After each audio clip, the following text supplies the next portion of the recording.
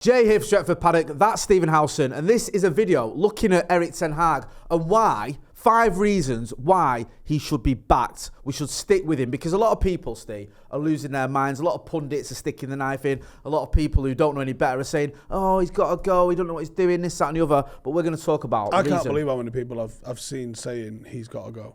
I know, it's not even people that are like 4 years old, it's actual adults who you think would know better. Like, he's got one of his first choice defenders in defence. I know, but don't care about that. He's got to go. He's got to go. We're going to go through it anyway. Pep lost Rodri last week and lost to Wolves. Do you know what? I know Pep lost Rodri. Do you know how I know? Because no one shut up about it. Everyone thought he'd had an injury crisis because he got one player suspended. Yeah, know what I mean? Oh my God. Play one of your other midfielders. By the way, play Calvin Phillips, who's in the England squad, in that position. No, I can't play a defensive midfielder that I paid a lot of money for in a defensive midfield role. Are you crazy? Miracle shoestring. And honestly, yeah. Right, first things first. One reason why we might want to stick with Erik Ten Hag. I've heard this rumour, Steve, and you can elaborate on it for me. Isn't he like a good manager? He is a good manager. Like, didn't he come here with a reputation that he'd earned? He is a good manager. Yeah, but I know this sounds like a real obvious statement, but people are now questioning it. No, but people are saying he's not a good manager, but he is because we know because of what he's achieved and what he's done. Yeah, and people will go, "Oh, it's all one thing doing it in Ajax." He did it here. The home form here was spectacular. I'm happy to talk about and wonder and question the away form. I think that's perfectly valid to do. Because it was the worst out of ourselves, Liverpool, Newcastle, City and Arsenal. It was the worst, right? So therefore, perfectly legitimate thing that you can go, can we do something different there? Yeah. Is there a way for us to be a bit more pragmatic on the road? But the home form was damn good. Yeah. Not even by this standard. No, it was good.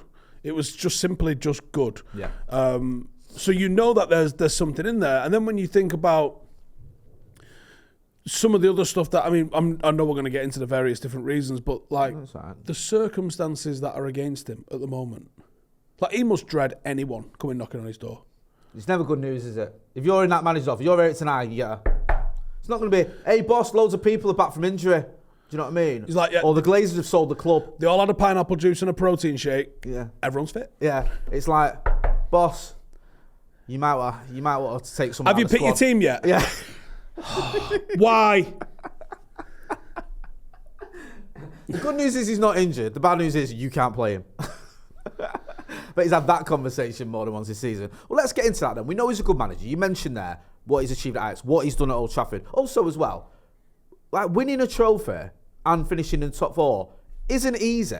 Well, not one of the managers we've had has done that in the same season. There's managers that have won trophies and there's managers that have finished top 4, but none of them have made those two things happen at the same time. And you know who else who didn't do that in their first season in English football? Pep. You know who else didn't do it in their first season in English football? Their first full season before anyone goes, he took over from Rodgers. Klopp.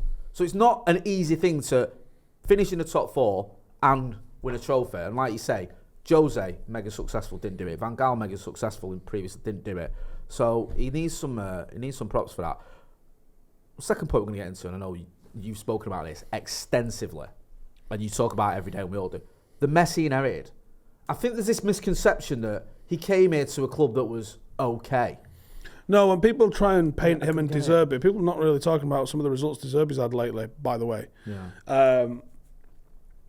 But the reason that De Zerbi got the job at Brighton was because Potter had vacated it by him doing a great job, seemingly, and being taken away by Chelsea. So De Zerbi's come into a club where it's all great. Yeah. That's such a rare thing to happen. Like David Moyes had it. Yeah. That didn't work.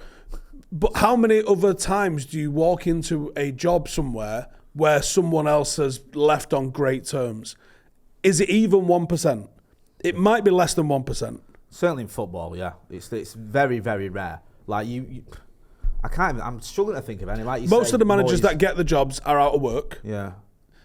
And most of the managers that leave a position is because it wasn't working. Yeah. So whoever comes in generally is taking over something that requires fixing. That happened in a big way for us. That didn't necessarily happen in that way for Brighton. And like I said, even Pep, when he took over at Manchester City, like they were only like a year before we're champions. Yeah. Well, this is it. They'd won, I think, 2 of the last 4 titles. and they'd won other trophies as well. They'd been to a Champions League semi-final. They'd gone out and bought, I know we've spoke about this many times, Raheem Sterling, Kevin De Bruyne, who I think did okay. Before Pep got there, so he's inherited a title-winning squad that's got players that have all won titles, that have been to the last stages of the Champions League. They've gone out and bought 2 potential superstars, and then he's come into that. Erik ten Hag, I mean, we could be here all day, but what's he coming to? Well, the Ralph Rangnick period of Manchester United, summarised wonderfully by the Ralph Rangnick book, of just absolute carnage. But that's what the club was. Like, watching United, those last couple of months under Ralph Rangnick was as low as it's ever been for me, watching football. Because you're like, this group of players are all dicks. All of them. Like dicks, a lot of them. You've all absolutely tossed it off for him. None of you are prepared to work for him. Like, the results were chaotic at best. There was no plan, there was no structure. And this is a man who we knew at the time knew his onions, right? Yeah. And he's come in, and maybe they didn't respect the fact that he was going to be gone in 6 months' time, but that's ridiculous. As professionals, that's actually ridiculous. Yeah. That's schoolboy behaviour. That is our regular teacher's not here, we've got a supply teacher, let's make him cry. Yeah. Like, that was the vibe that you got out of the team. Like, he's gone into summer and I'll just fucking start working hard when ten Hag gets here. Which maybe happened, maybe didn't happen. Then you had a weird season.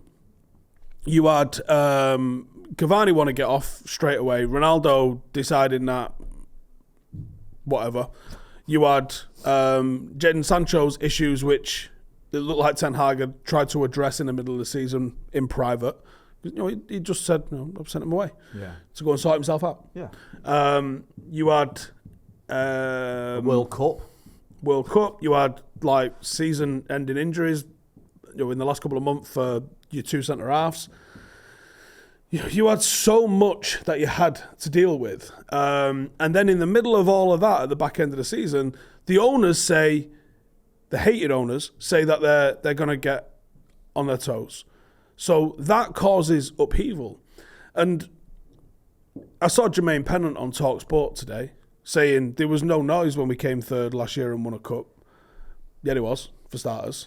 At Wembley, as we're lifting the cup. Yeah, and he was like, there was, no one was talking about this then. It's only when they start losing that, everything goes back down to the owners. I didn't see the owners getting any credit for the League Cup. And you're like, why would you give? And he's like, I never thought about the owners when I was playing. And you're like, oh, okay, I get when the match kicks off, you're not thinking about the owners. But your day-to-day culture is affected and impacted by your owners. So Amrabat comes in on the last week of the window. Why? Because we were penny pinching, because we was hoping to sell someone else. If we were serious, he was on the plane and off to New York with the rest of them, because it could have been done there and then. The same with Højlund. Like, that could have been done there and then, and you could have started the season a little bit better. You maybe don't play as many games because you're not penny pinching and being grabbing bastards. Well said. You may be... you say, I'm not thinking about the owners on a day-to-day basis. Well, when you're in the team hotel the night before a game and you've got to pay £1 for your Coke... Maybe that impacts your day. Yeah. Maybe the fact that the training ground hasn't been upgraded in 20 years impacts your everyday. Maybe the fact there's not enough analysts at the club impacts your everyday. Maybe the fact that the mood when you're trying to pitch to a new player, come and sign for Manchester United, one of the first questions if I'm coming to sign for Manchester United is what's going on with the owners. Yeah. Because I've just seen the last 18 years of that ownership, what's going to change? And you go, don't know, mate. It's a hard sell. Sign that. Yeah. So, and you're like, so that changes if there's a new owner. Like, there's always that positivity. Newcastle have spent money, right? I think they've spent only less than Chelsea since their takeover, right? Yeah. So I don't know where this myth is that they've just fucking found everyone at the bottom of the garden. Like, that's not happened. They've also spent smartly on infrastructure, and they've allowed Eddie Howe to do all sorts of things at the stadium, where he's like knocked walls through to have meeting rooms that the lads aren't sitting where they get changed and fiddling with their boots and tape and this, that, so they can actually focus. So because they've got a mentality of we're here to work, we're here to win, when he says I want to knock a wall through, no one goes, do you need to knock the wall through? Like, it's just, there's a mentality of like, nothing is too much trouble and we're trying to be successful. Do you get that impression at Manchester United? Obviously not. No, you're right. And listen, it's the same with City. I hate City with every fibre of my being, and they have spent lots and lots of money, but they've also got the right people in place to be successful. They're geared towards success. I always feel United, we're not geared towards success. I don't even think the Glazers think we need to be successful. I think they think we need to just keep turning over so we can make money. That's it. If we get fourth now and again, that'll do us. Yeah, that's literally it. Yeah, and that is why we end up with it. So he inherited all of this, and despite all that mess, he still finishes. No, and not only that, you've got the court cases against players. Exactly. You know, you've the fact you've got that, the fact you've got 3 left backs all out, the fact you've got, you know, all of the issues surrounding Manchester United at the moment. And let's go back to in point 1. He's playing one of his first choice defenders. That's unheard of, isn't it? And Onana's fell off a little bit. Looks like his confidence is a little bit rocked. Sometimes that happens. Maybe that doesn't happen as much if he's playing behind his first choice defence. No. You know, maybe he gets, you know, protected a little bit. Maybe he concedes a couple of goals, but we actually score some at the other end, so actually no one really noticed, and no one's going, oh, we lost the game because, like, all of these things can feed in. Like, yeah, the mess he inherited, your players on mad inflated wages, you know, Ridiculous. Even things like the David De Gea situation. How has it got? And this just illustrates how badly the club is run.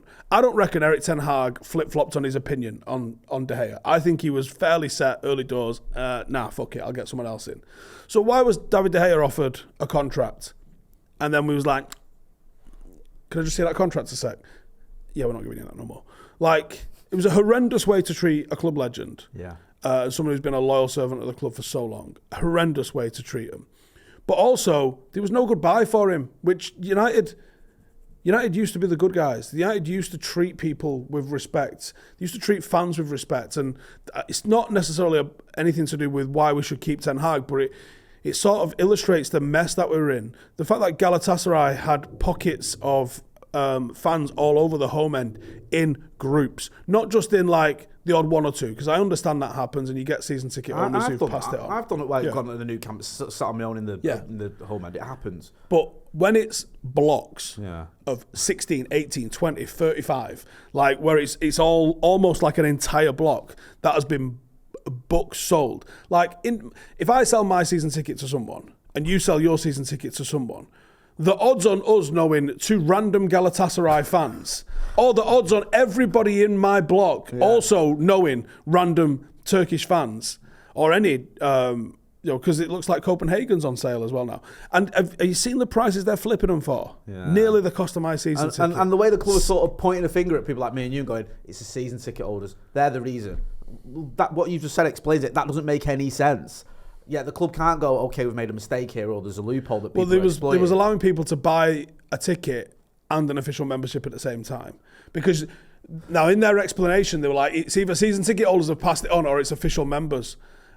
But you was letting Galatasaray fans become a member and buy a ticket. And buy a ticket. Like Barcelona, when I went there, wouldn't do that. You couldn't join the membership that day and become a member and buy a ticket for the United game, because I think Frankfurt had exploited that and gone down with like 30,000 fans. I know that sounds like an exaggeration, but it's not. They took over Barcelona. So they clamped down on it and went, right, we need to sort it. What annoys me with the whole ticket fiasco at United is the way that United have made a mistake and then tried to blame the fans for it.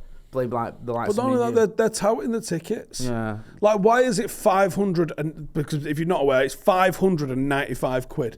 And they're saying it's an exec ticket because it's got extras. Well, what's the extras? It's 10% off in the megastore.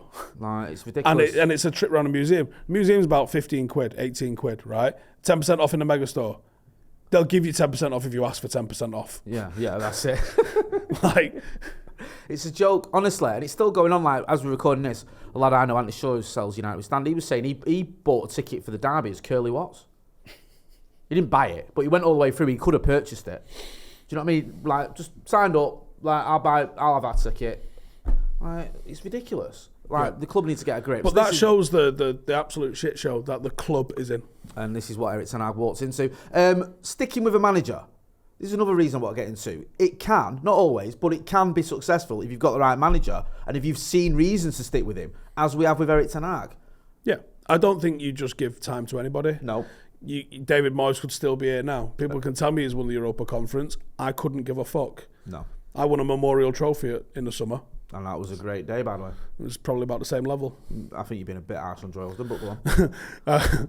But you don't just give time to everybody. No. You give time to people who've shown that they can do something. The home record, some of the runs that we went on, in the circumstances as well, because I think the circumstances are extremely important. Look, if you'd have said Erik ten Hag has had his full available best choice team all the way through this season, and we'd have got the results that we've gotten, we've got problems. I agree. But in the circumstances and the teams that we've played,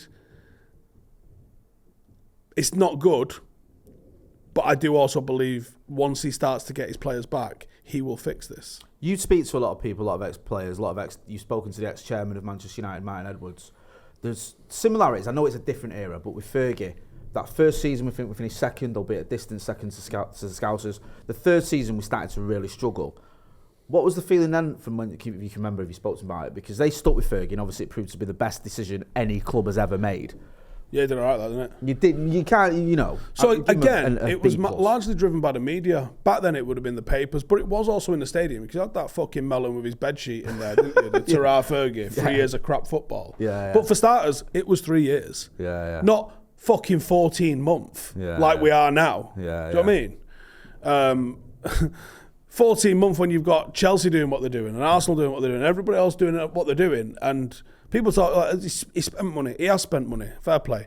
But how many of the people that he's bought are available? No, this is the thing. You kind of touched on this before. Another point I wanted to make about. I'll finish on Edwards. Sorry, I didn't even let you finish there. Forgive me. What did Edwards say about that, Ben? Because it's this big thing about if we hadn't won a Forest away, he's gone. If I don't know where that came from. I think that's papers. Because Fergie said it. Yeah. Edwards has said it. Yeah. So when the guys that are both involved with it have both said, they kind of know what's going on themselves. I reckon that happened. Yeah. Like when both sides of it said, Fergie says, Martin phoned me on the morning of the game and said, no matter the result, you're still the manager. Right? So that's a load of bollocks what was written in the paper. Yeah. And if Martin Edwards says, I don't think, I could be wrong on this because it was several years ago that I did this. I could be wrong on this, but I'm pretty sure he didn't mention a phone call, but he said, no, we knew what was going on, his job was safe. So he didn't necessarily say that he reassured him that morning, but Fergie said it in one of his books. And Fergie don't like Martin Edwards. So why would Fergie say that he said that, which is like being very nice to Martin Edwards, if he wasn't nice to Martin Edwards? Yeah, no, it does. Yeah, it's just funny. The funny thing about that is as well, when I spoke to Fergie, did that brief interview with him, even though it was 30 odd years after that game, he's named the players that were missing for that game. He said how tough that game was because I had this player missing, this player was injured. And this was a time not that long after his brain hemorrhage when people were worried about is Fergie's memories going. Well, no, because he can still remember the injuries that he had for that Nottingham Forest game. Martin Edwards said, we wasn't going to get rid of Fergie because we knew the work that was going on behind the scenes. And maybe that's something that we have to hope, because we're not hearing that. And obviously no one was hearing that at the time under Fergie either. But with hindsight, we know that he'd revamped the scouting network. Tripled it. Yeah, and that he'd taken a mad interest in what was going on in the academy. Similar to Ten Hag. We hear that Ten Hag is very hands-on with the academy. He wants to know the best players. He wants to know if they're ready. He's getting involved and obviously promoting the likes of Kobe Mainu and one or two others into Dan Gore, into the first team squad. So that's what you want to hear, innit? You want the manager to take an interest, because someone like Jose, for example, I don't even think he knew he was in the academy. I don't think he cared. He didn't care. No, he made that pretty certain from the get-go. This kind of ties in what you said earlier, Steve, but another point is earning the right to be backed, and he has done. You mentioned the home record, you mentioned the things he's doing. We've talked about the academy. He's like this guy. How many cup finals? Right, exactly 2 cup finals. And let's face facts, going into that Manchester City Cup final against a team that's unfortunately one of the best teams in recent history, plus you're missing key players, it was always a hiding to nothing. I mean, I remember looking at their bench and seeing the likes of Phil Foden coming off it, who's got, 17 goals this season or whatever, and we're bringing on Wout Weghorst, who didn't get a Premier League goal all season and who had 2 goals to his name at United. It shows you where we're at, and it shows you what he was dealing with. And I think he's earned that right. I think he's earned the right for more time. Yeah, I think you look at the fact that we basically went the distance in every competition. It's funny because I did a bit of research yesterday looking at some stuff around the League Cup final, and there was so many people. It was on TalkSport, obviously. So a handful of salt. But they were like, United have won this cup. I think talk of the quadruple's a bit far off. And you're like, no one was talking about the quadruple. I mean, you lot probably did, so you could go, well, where's that quadruple that we talked about? But it shows you that we were in the mix. Yeah. We weren't in a title challenge at all. But finishing top 3, if you go back and look at what people were predicting with the squad, immediately following Ralph Rangnick, like, I think I said I had us coming 4th, and I was like, a bit giddy. No, I think, I remember that conversation, and you're right. And, Erik Ten Hag, it's almost been dismissed what he did that first season. And it's like, oh, well, Chelsea weren't very good and Liverpool weren't very good, but Arsenal had their best season in years. And no one ever says it's because everyone else was shitting. Yeah, like that was a Newcastle, like we've already touched on, we're right in that mix and we're playing well. So it's not like no one replaced the Chelseas and the Liverpools. Other teams stepped up and were playing great football, getting big results. And Erik Ten Hag had to deal with that, and he did that. No, look, he's had to bring in Sabitzer on loan. He had to bring in Wout Weghorst on loan. The guy's got a great attitude, but so's Minana. She's not a United striker. She's probably got the same amount of Premier League goals for United as Wout Weghorst, to be fair. In less games. Yeah, exactly. So let's not be too harsh. Just finally as well, She's not that tall, though. She's about 5'1". I was about to say, I'd be a bit worried if your Dan was 6'4". He's 6'7", isn't he? Is it? How big is he? Weghorst. 6'6". 6'6". He's fucking huge. He's huge, and he's mint for Holland. He loves a goal for them, doesn't he? It's international football shite, that's why. Are you inferring that people score goals in international football, yet they wouldn't do that for Manchester United? Are you basing that on loads of evidence? Yeah. Right, okay.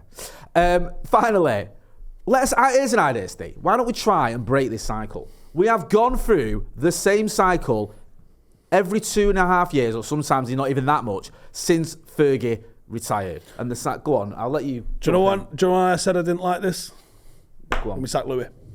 You did, to be fair. Me and you've had this conversation on the Brew a lot. You wanted to give him another season, didn't you?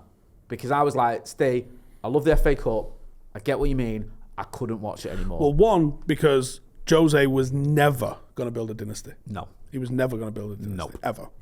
And I thought, as soon as you open the door to Mourinho, you open the door to doing what Chelsea do. Yeah. Which is just bringing another manager every few years. Yeah. And then, I know we haven't had a ton since then. We've essentially had Jose Ole, sort of Ralph Rangnick as an interim, and now we're on Ten Hag. But if you then give Ten Hag the bullet, look at some of the managers that Chelsea give the bullet to. You're looking at a pantheon of greats. Like, genuinely. Yeah. Look, Ancelotti, I think, got the bullet, didn't he? Arguably the greatest manager since Fergie. But Jose got the bullet. Conte, who obviously won him a title, won him an FA Cup. See you later. Tuchel won him a Champions League. Didn't last much longer after that. I mean, it is crazy what they've done with managers. It's genuinely ridiculous, and I never wanted to be like that. And people go, but it worked for them. Yeah, but they were pouring dosh into it, and their baseline of squad was a lot higher. Yeah. Like, if you looked at Chelsea's sort of trajectory, it was like one good season. That good season would invariably involve winning something very big. And then one awful season, and they'd sack the manager, and then their new manager bounced, and then they would do well because they weren't in Europe, and they would come very close or actually win the league.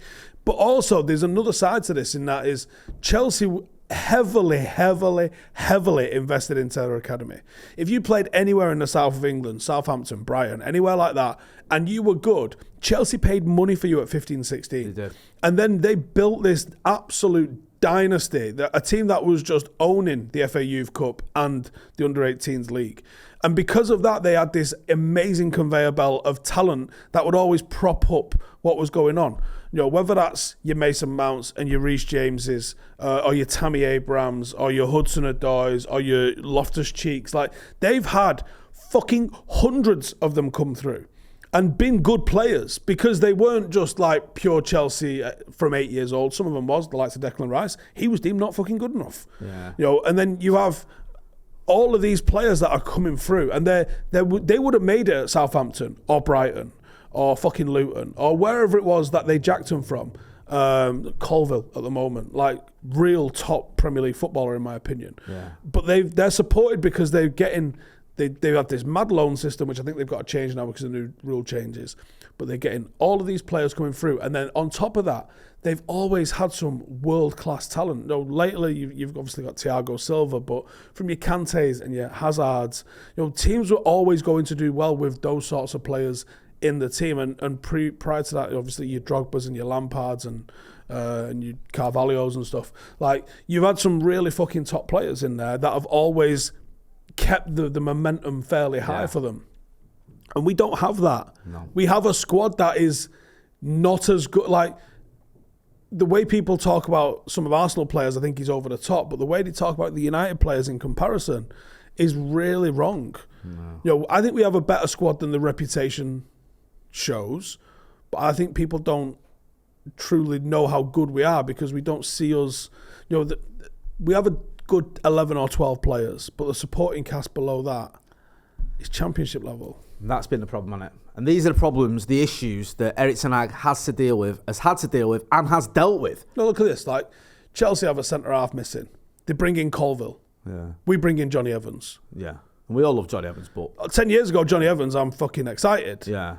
In 2023, a freshly relegated Johnny Evans should not be starting games for Manchester United. But he is. Because of where we're at, because of the issues you've mentioned and the reasons you've mentioned. And for all the talk people spend, the spend's irrelevant if it's like Rooney and he stays here forever, and Rio and he stays here forever, and Michael Carrick, 'cause that was big money at the time. Yeah, people questioning he retires here.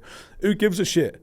But when you spend it on your Lukaku, and then he's fucking gone 24 months later, and you spend it on a Sanchez and a Mkhitaryan, and they don't play for us, and you spend it on even Maria. Ronaldo, Di Maria, Pogba, Harry Maguire.